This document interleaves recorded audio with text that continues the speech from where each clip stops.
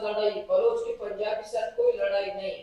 ہماری تو لڑائی اس ذہنیت کے ساتھ ہے جو مجھے کیڑا مکوڑا سمجھتا ہے. اس میں بلوچ بھی شامل ہے، اس میں پنجابی بھی شامل ہے، اس میں سندھی بھی شامل ہے، اس میں تمام طبقات شامل ہے جو مجھے کیڑا مکوڑا سمجھتا ہے. اس میں میرا بلوچ بھی شامل ہے جو مجھ پر ظلم کرتا ہے. میری زمینوں پہ، گوادر کی زمینوں پہ کسی پنجابی نے تو قبضہ نہیں کیا، کسی بار والے نے تو قبضہ نہیں کیا، اس لیے جو مذہب کے نام پہ کرتے ہیں. یہ تو ہم آخری جو بات میں کر رہا ہوں، ساتھی کہتے ہیں ہم فریق بننے کے لیے تیار ہیں، بالکل فریق بنے گے، لیکن پہلے تو مجھے بتائیں بلوچستان کے فیصلے میں شامل ہوں. بلوچستان کے فیصلے میں کرتا ہوں، بلوچستان کا فیصلہ یہ ایوان کرتا ہے.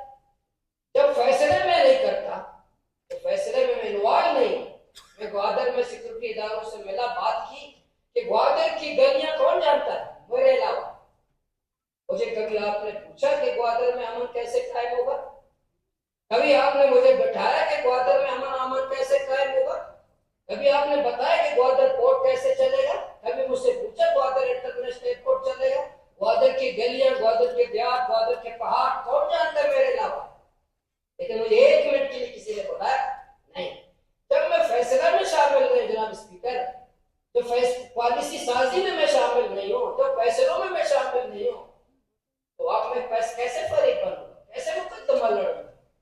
میں کس طرح وکیل بنوں گا؟ کسی طرح میں وکالت کروں گا؟ کس طرح میں جنگ لڑوں گا؟ فیصلہ کوئی اور کرے، وکیل میں بنوں. فیصلہ کوئی اور ہوتے ہو، چوکوں پہ میں جنگ لڑوں.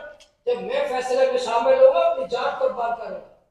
جب فیصلہ سازی میں شامل کروں گا میں اپنی اولاد قربان کرنے کے لیے تیار ہوں. ایسا نہیں ہوگا فیصلہ اسلام آباد میں اور جان کی قربانی میں دو، فیصلہ پنڈی میں اور جان کی قربانی میں دو، فیصلہ کوئی اور کرے بچے میرے مرے. ایسا نہیں ہوتا.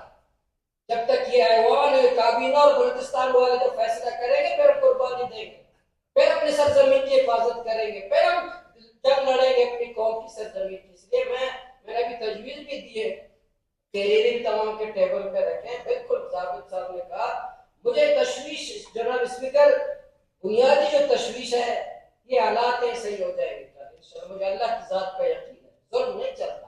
کفر کا نظام چل سکتا ہے، ظلم کا نظام نہیں چل سکتا. مجھے یقین ہے حالات اچھے ہو جائیں گے، لیکن اصل پریشانی میری ہے تمام حالات کے باوجود مجھے سنجیدگی نظر نہیں آئی.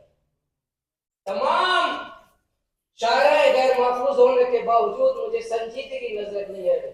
آج بھی پیس ڈی پی پہ ٹرسٹ پر پوسٹنگ پہ مجھے ابھی آج ہی فضل قادر صاحب نے بتایا، ابھی بتا رہے تھے کہ رات کو جو ہے نا عادل بازئی کے گھر پہ چھاپا مار پڑا.